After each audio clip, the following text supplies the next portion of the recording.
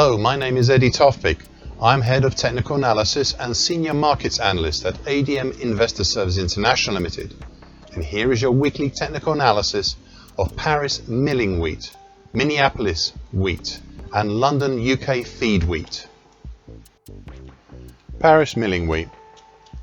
There had been here one continuing dominant pattern for quite some time, a quite large pattern that 16 weeks ago took a break on the downside. It is, of course, the dark blue highlighted late August 24 to late February 25 ascending triangle pattern.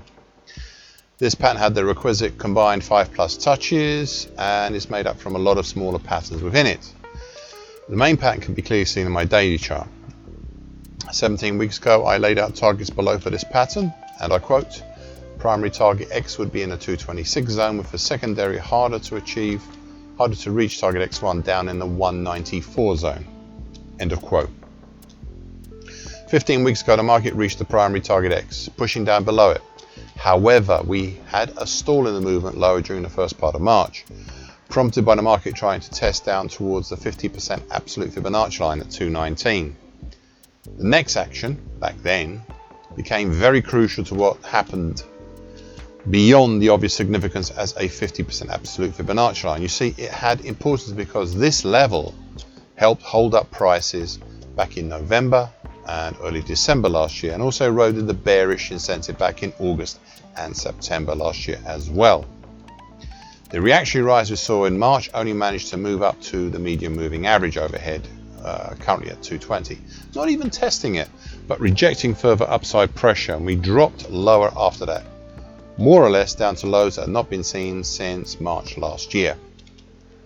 Anyway, 16 weeks ago I amended the still open further targets below into a secondary harder to reach target at 205 and a tertiary target X2 and an even harder to reach target down at 194.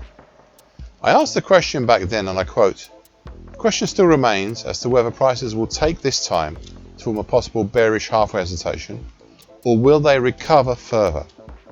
The latter seems unlikely right now, and the former, well, it is too early to say, though it might comply with what is going on in the other grain markets. End of quote.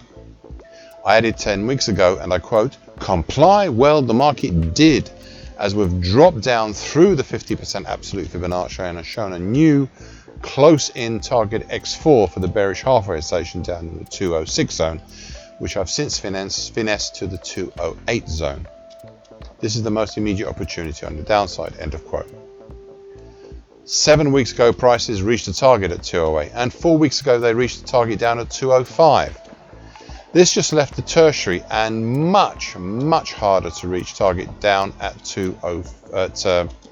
target X3 down at 194, and they left that still open. I'm usually loath to downgrade or retire patterns or targets. I suppose this is due to my conservative nature, but 2 weeks ago I was considering retiring the final ultimate target X2 below at 194, and last week I did so. In more recent action, 4 weeks ago prices pushed up through the 50% absolute Fibonacci line at 219.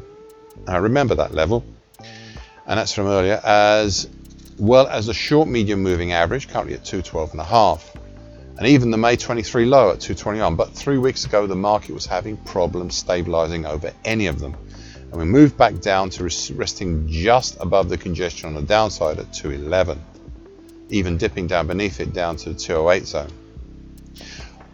Whilst this was happening, overhead the medium moving average began slowly entering the frame, and it looked like last week we might have a small bear flag formed over mid-May to mid-June. The potential for this was down in the 205 zone, but as I said earlier, prices only made it down to the 208 zone before turning back higher, and this is where my warning from last week and the week before has come in, and I quote, "Keep an eye on this big gap below, and overhead on the 50% absolute Fibonacci line, plus the overhead declining medium moving average, the one I already mentioned, and the long moving average above that," and that's currently at 226, and that's the end of the quote.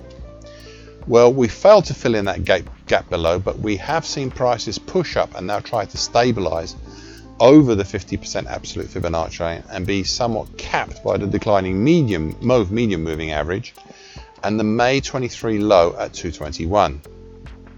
I'd be a little bit more cautious on the upside for this one compared to the other ones, as we haven't as yet made a high this month that beats May's high at 223.5.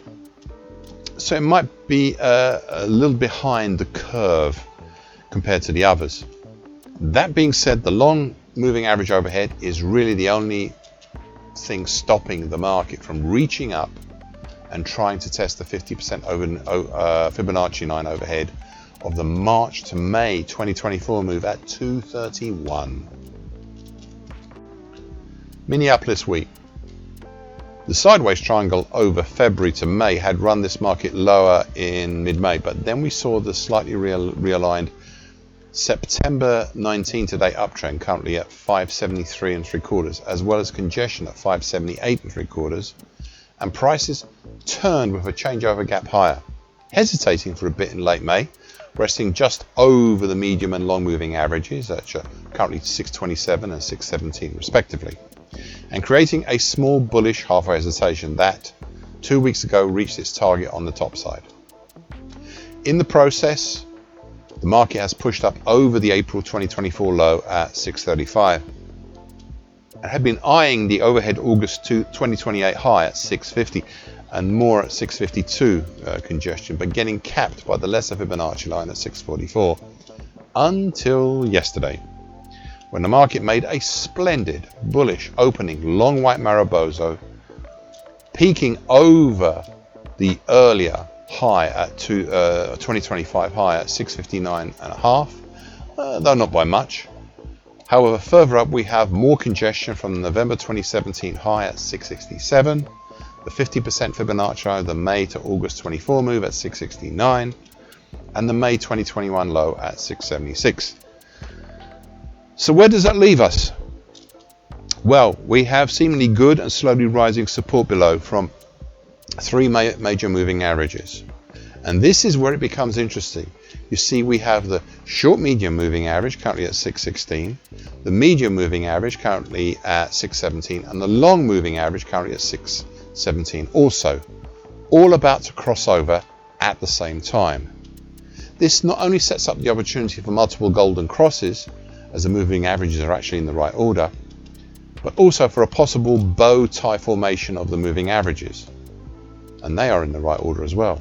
I'll be keeping a close eye on these to see if they fulfill their potential in this regard. The final feature is to look again at the action over June as a possible bullish halfway hesitation. In this we have a question as to where to measure it from. Should it be from the dip in late May at the 608 level, giving us potential up to where we already reached, or should it be from the May low, in which case we have potential up as far as maybe 685 area, so well over the previously mentioned resistances. This is the question for this week. Will the market have the incentive to try that far or not? London UK feed week. There continues to be still here on this daily chart, even now these many months, close to 1 year even, only one major significant pattern here, something we've not seen in the other grain markets, and that is the bright red late May to early July 2024 bearish shift pitchfork. The market in late February this year reasserted the dominance of this pattern, with prices breaching, then repairing an attempted break higher over the bright red upper time, currently at 171.85, back in late January and early February. Add to this the earlier this year narrow mix overhead of all the moving averages, though they are now separating out, as well as the 50% absolute Fibonacci line at 180.5, and you had, and I suppose still have, an area overhead that, as I've repeatedly said for months and months, that had been brewing up for a significant move, which happened, or should I say, started to happen over late February and into March. I have said 27 weeks ago, so half a year ago, and ever since, and I quote, "Even now, still looking for that better pattern to appear, and until that shows up, I'll continue utilizing the bright red bearish pitchfork." End of quote. So my point has been, and still is, that the bright red bearish pitchfork was and is, after all these temptations and searching of other patterns, still the one key pattern I was looking for all of the time. This leads me to my final 4 points, and 3 of them were something I noted on my annual commentary back in January on London Feed Week. Firstly, I saw there the potential for a very large May 23 to date cat's ears pattern. This is a bearish pattern, akin to a double top formed after a big fall such as the fall we had earlier in 2023, as well as an even longer term second pattern, an August 2020 to date, very large head and shoulders top pattern. These 2 super long term patterns are still live, and they both rely on one single feature, and that is their common neckline, highlighted in dark blue on my daily chart, and it's currently at 167.85. For most of March, prices slid along the top of the support from this pair of necklines. However, 7 weeks ago, prices dipped again below the neckline, setting up the opportunity for a recent bearish halfway hesitation with potential target X in the 151 even zone, and at the same time making the lowest lows and low closes since March last year.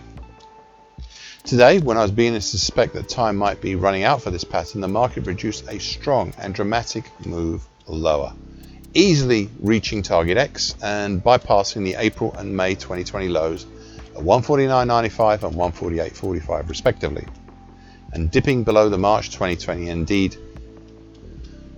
the 2020 low at 145.45.